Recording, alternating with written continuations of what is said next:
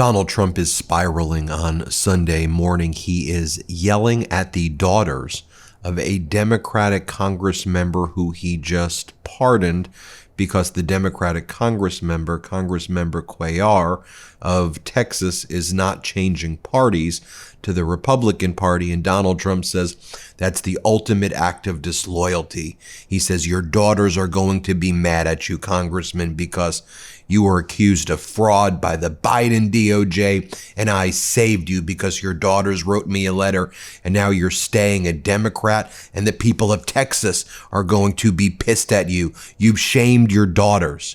That's what Donald Trump is posting this morning. He's ranting and raving like a lunatic on social media, saying that over and over again. By the way, folks, please hit subscribe to this YouTube channel. You may think you're subscribed to the MeidasTouch network because you look up these videos or the algorithm sends this to you because you watch the MeidasTouch every day, but you may not actually be subscribed. We're trying to hit 6 million subscribers this month, and so please, if you can, make sure you are subscribed. We appreciate that. Now, also this morning, Vladimir Putin announced that they are very grateful about the new United States National Security Strategy document because it perfectly aligns with the way the Kremlin views the world. It's a direct quote from Vladimir Putin and the National Security Strategy of the United States that was just released, which you know I keep on talking about here because corporate news refuses to cover it. If you look at the strategy, it specifically says that it is now the United States' goal to cultivate resistance to Europe's current trajectory within the European nations. That means destroy the European Union. And then it also says that the United States desires to end the perception and prevent the reality of NATO as a perpetually expanding alliance. So basically stop the growth of NATO is now official United States national security policy. It also talks about propping up these right-wing extremist parties in Europe that seek to align Europe with Vladimir Putin, a la the MAGA movement in the United States. Now, last night, Donald Trump was holding another weird event. He no longer even talks about things. He kind of just makes noises. So last night he was holding an event at the State Department in order to give awards to Sylvester Stallone and people like that as part of his Kennedy honors, or Kennedy Awards. And Donald Trump just kept on going, ping, ping, ping, ping, ping. Here, play this clip. Ping, ping, ping, ping, ping. Everybody looks at all this guy. Oh. So then this morning, Donald Trump sent out his propagandists, his MAGA extremist surrogates. You had people like MAGA Republican Senator Tom Cotton. You had MAGA Republican Senator Schmidt. You had MAGA Republican Senator Curtis. The through line through all of this is when that these individuals were asked, so what do you make of Donald Trump pardoning one of the big narco drug traffickers who brought in 400 tons of drugs into the United States, killing tens of thousands of Americans, and at his federal trial in the United States, because in normal times we would extradite these narco drug traffickers, try them in courts, the jury heard evidence that this guy, I'm talking about Juan Orlando Hernandez, of course, said, let's kill the gringos, get the drugs up their nose. And so this guy was partnered with El Chapo and the Sinaloa cartel. So, Tom Cotton, what do you make of Donald Trump pardoning that guy? To which Tom Cotton says, well, I haven't spoken to Trump about it. I don't know much about that. What do you're a United States Senator. What do you mean you don't know much about it? I know much about it. My viewers know much about it. You're a Republican senator. You don't know much about the circumstances. You don't want to ask. You don't want to do your job, folks. This is why these people are just pathetic humans, right? I mean, how else would you describe someone? These are frauds. These are phonies. These are pathetic, vile human beings. And here's Tom Cotton, pathetic. Here, play this clip. You are talking about the president protecting Americans, Arkansans, from drugs. And yet just this week, the president pardoned the former president of Honduras who trafficked more than 500 tons of cocaine into the United States. He was serving a 45-year sentence, Senator. How does that make America safer? Well, I haven't spoken to the president about that pardon. There may be strategic reasons to pardon a former president of Honduras because of our relationship with Honduras and trying to move them in a more pro-American direction. I'll leave that open as a possibility, but Kristen, I think you know my general approach to crime is that we should convict them, and then we should lock them up, and once they're locked up, we should keep them locked up. So given that, do you oppose the pardon, given that you're saying you want to protect Arkansans? I'd have to know more about the circumstances. Sometimes pardons of foreign nationals who have been leaders of other countries do have underlying strategic reasons, but my approach, as you know, Kristen, to crime is to lock them up, throw away the key, and don't let them out. The war power. Speaking of pathetic, vile human beings, sick humans, you have this guy, Eric Schmidt, MAGA Republican senator. He's asked the question by George Stephanopoulos. So do you support Donald Trump pardoning this guy? Here's what he says. Play this clip. Senator, let me just begin where we left off with Congressman Smith. Do you support this pardon of the former Honduran president? I'm not familiar with the facts or circumstances, but I think what's telling here is to try to imply that somehow President Trump is soft on drug smuggling is just ridiculous. And then George Stephanopoulos, after the guy tries to filibuster the question, George Stephanopoulos, good for him. He asked the question I just asked. He's like, Senator, you're a senator. You're a United States senator. This is what you do for a living. You didn't look into it. This is kind of one of the biggest stories on the news. You don't know about it. You don't care about it. Watch what Senator Schmidt says. Here, play this clip. What do you mean you're not familiar with the facts and circumstances of the pardon? It's been well reported all across the country. He's the former president of Honduras. He was convicted of conspiring to bring in 400 tons of cocaine into the United States, also guns and other materials. It's been front page news across the country. Aren't you curious about that? Well, I'm curious about your pushback on that particular point. With your previous guest, you had zero pushback because he's giving the Democrat talking points like you spew every single week, which is probably why your ratings are so bad. But again, he goes, oh, your ratings suck. That's why your ratings are bad. I mean, again, this is why you can't have debates or honest conversations with MAGA people, because they're sociopaths, and you've all probably met sociopaths in your life. These are sociopathic, sick people who don't engage in good faith or actually care about doing anything other than doing Donald Trump's bidding and trying to turn America into an authoritarian fascist nation. So then there's another variety of this, which is MAGA Republican Senator Curtis from Utah. And he kind of does it from more of like a good old boys club. Hey, he tries to have this shtick that he's like a nice guy and he's a moderate. Don't be fooled by it. So here Dana Bash says, so if you were to take another vote, knowing everything you know today about Pete Hegseth, what's been happening off the coast of Venezuela, the fact that he sent classified information using his personal phone about war plans on Signal, would you view it differently to make him the Secretary of Defense? Would you have confirmed him? And even after knowing everything that we know about him, this guy who, again, tries to fancy himself as a moderate, it's like, well, I'm going to have to do a little more research. What research on what? These things happened. What are these people talking about? Here, play this clip. I want to ask you about the Defense Secretary, Pete Hegseth. Just this week, a government watchdog report found that his use of the Signal chat put American troops at risk, what he said in that chat. Lawmakers are continuing to look at his involvement in that double tap strike in the Caribbean on an alleged drug boat.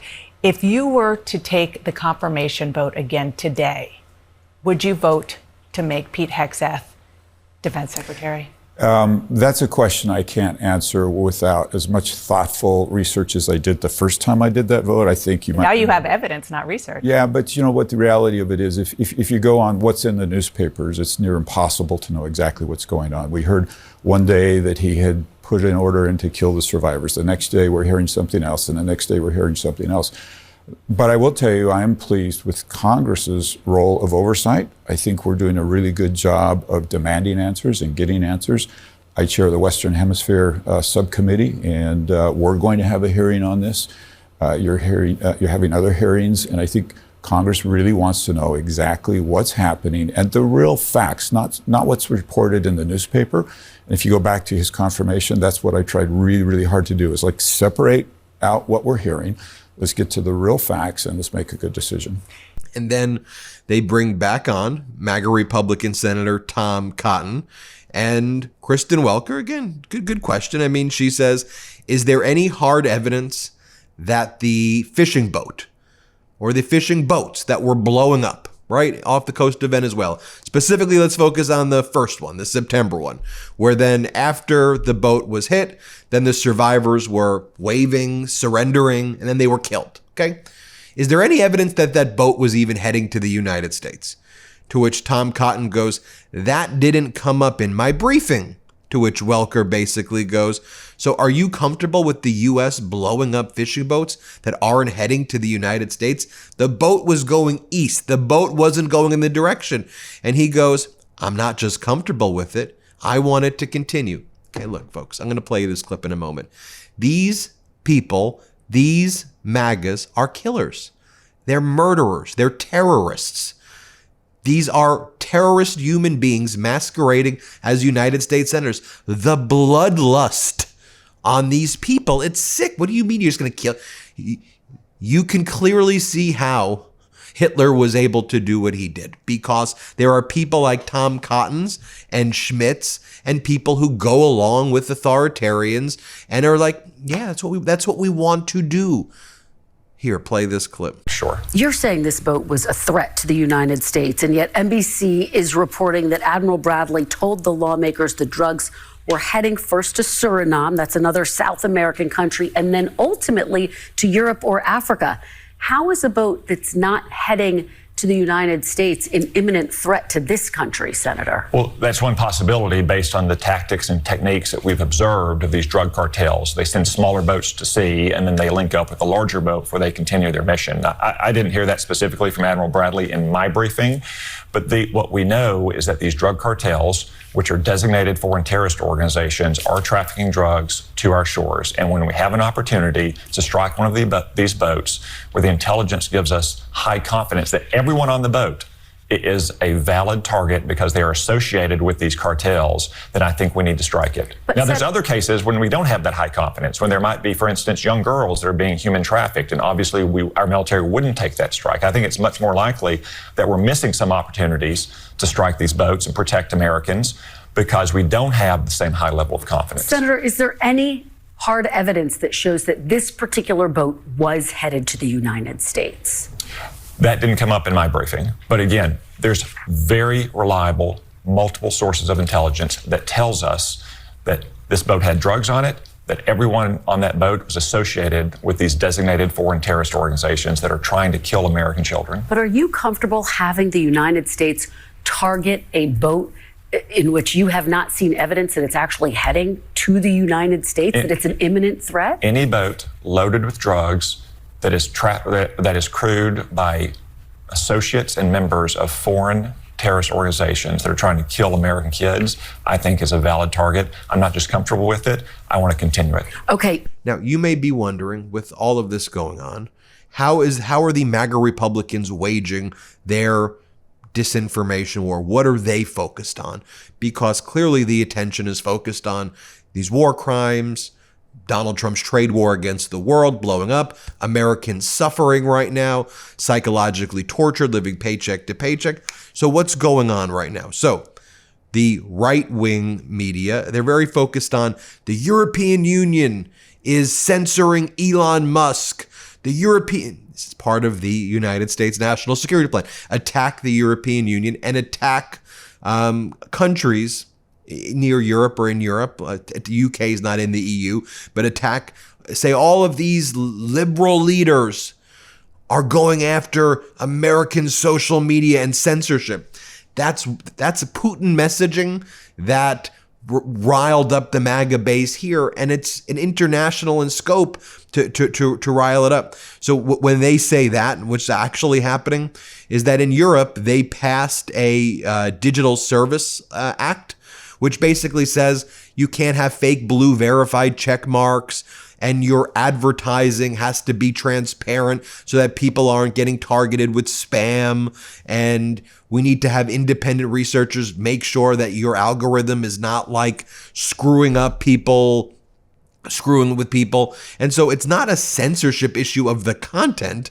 It is deceptive advertising that Elon Musk was fined $150 million for. But this is all being framed as this is censorship by Europe, and this is why we need to stop the European Union and stop European countries, and this is why we need to attack the UK. I get UK is not in the European Union, but they're framing all the countries in the area. But if you look right here, this is only being covered by right-wing media, okay? But I think that's an important thing to note, because we have to understand, where's this propaganda coming from? So I often get asked, how do I stay up to date on all of the news? To do these videos, what's my news source of choice? My go-to news source is Ground News. It's a subscriber-funded app and news site, and every day they pull in thousands of articles from around the world and organize them by story and show you what the right's reporting, what the center is reporting, and what the left is reporting. It's a game changer because as active, responsible citizens, as someone who runs a large media network, we must get our news from reliable sources. And in Trump's America, being informed about the facts and media bias is probably the most important things that we can do. But that's why we love Ground News. For every article, they also tell you, did a media conglomerate put this news out, or was it independent media? And they also list the degree of factuality, which is interesting, as there are a lot of news sources from media conglomerates that have mixed to low factuality. Independent media seems to have a higher factuality, but you get all of that from your Ground News Vantage subscription, which is the subscription that I use. Especially, I like their blind spot feature, their blind spot feed, which highlights stories that are disproportionately covered by one side of the political spectrum, like the story I just shared with you, which is being covered almost exclusively by the right wing about how the European Union and the United Kingdom and countries like that are censoring American social media companies, when in fact that's not actually what's taking place. It also goes and talks about the level of factuality, which is important. So do me a favor.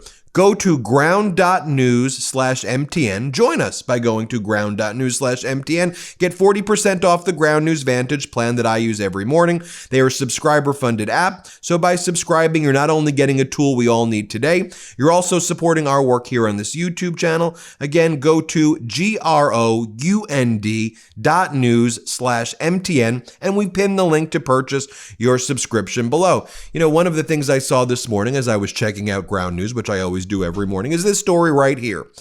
Walz faces political jeopardy over Minnesota fraud controversy.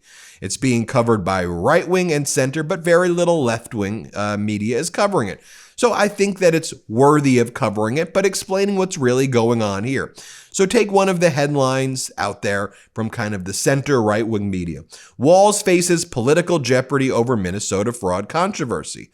The controversy focuses on hundreds of millions of dollars allegedly stolen from a federally funded nutrition program within Minnesota that has led to more than 50 convictions. And the story goes on to say that because this happened under Governor Walz's watch in Minnesota, that there were bad guys, and the bad guys got caught, and the bad guys got convicted.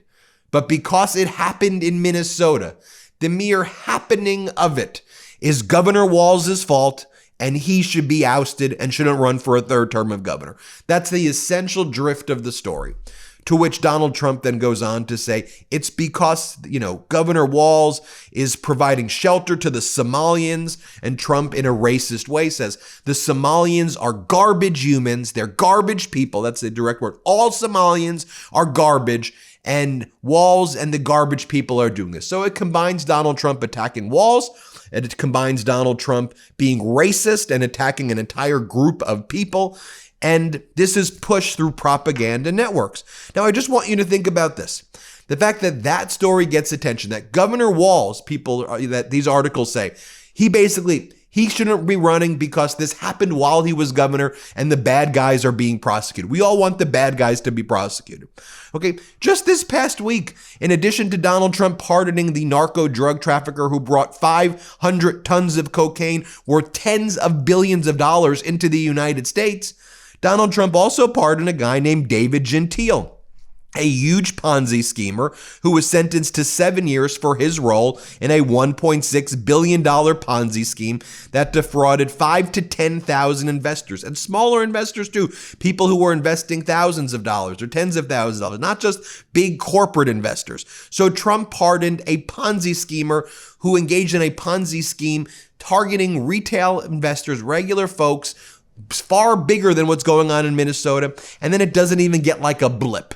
Okay, and to me, that right there shows you how screwed up the way our media environment is and how there are just different standards. Governor Walz, you got the bad guys, but it happened while you were in office. Trump, you are the bad guy.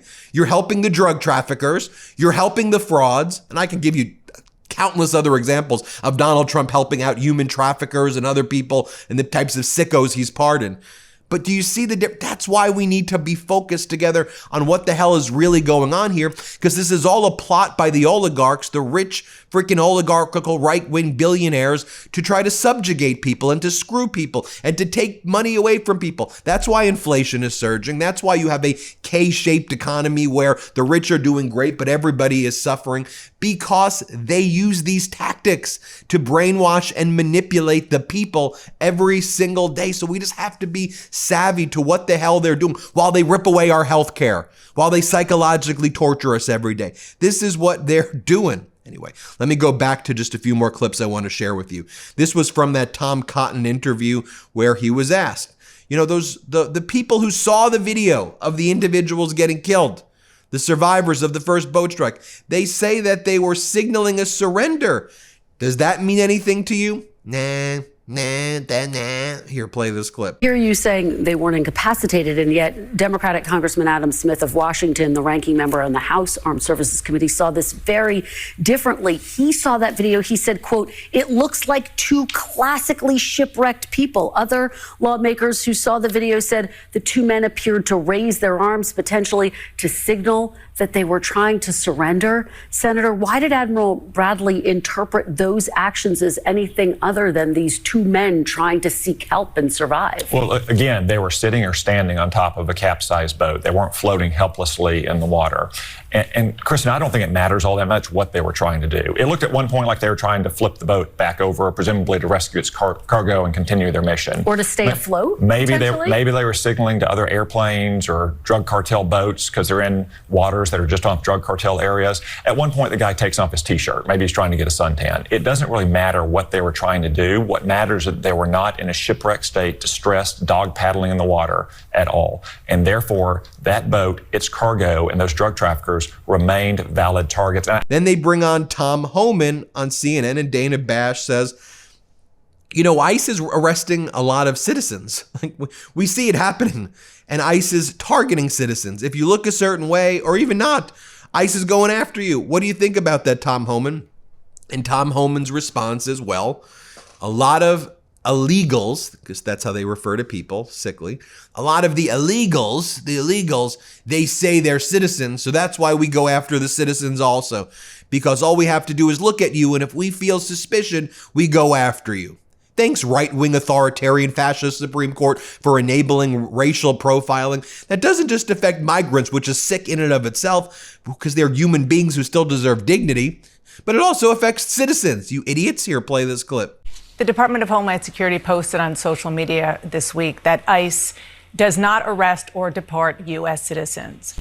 Just the other day, I'm going to show you some video. There was an incident of masked ICE agents targeting a 22-year-old mother in New Orleans, chasing her to her home, even though she told them she was a U.S. citizen. And then there was this video, which I am actually going to show you. It was an incident in the state of Florida.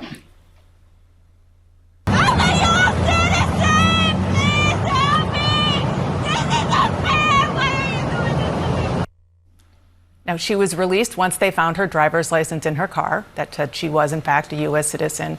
So if ICE says it doesn't arrest U.S. citizens, why do we keep seeing incidents like the one I just played, so aggressively pursuing people as they say they are lawfully in America?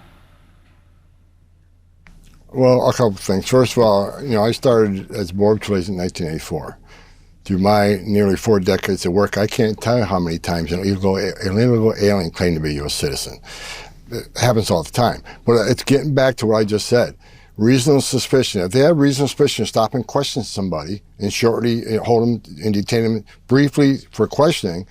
If they have reasonable suspicion, they can stop. So do I think there's been 0 U.S. citizens that have been detained for questioning because the reasonable suspicion said they may be in the country illegally, they may have an issue with that? But as soon as that questioning is over, if they're U.S. citizens, they'd be released. It takes probable cause to arrest somebody. And sorry, it just makes me super angry to even think about that. And then finally, here Tom Homan is asked about, well, Donald Trump has called the entire Somalian population garbage. So what do you make of that, Homan? I didn't hear that. I didn't hear that. Here, play this clip. Mr. Homan, the president said very clearly this week that he doesn't want Somali immigrants in America. He called them garbage. Is that the real reason this operation is happening in the Somali community? No, I think President Trump's referring to public safety threats as national security threats from Somalia and every other country. Well, he didn't say that. He said he's been clear from day one. He talked about the whole community. Well, look, I'm not aware what the President Trump was thinking when he said that, but I agree. There you have it, folks. Let me know what you think. Hit subscribe. Let's get to 6 million. We appreciate you so much. New Meidas merch drop! Check out the latest pro-democracy sticker packs, t-shirts, hats, sweatshirts, and more. All at store.MeidasTouch.com.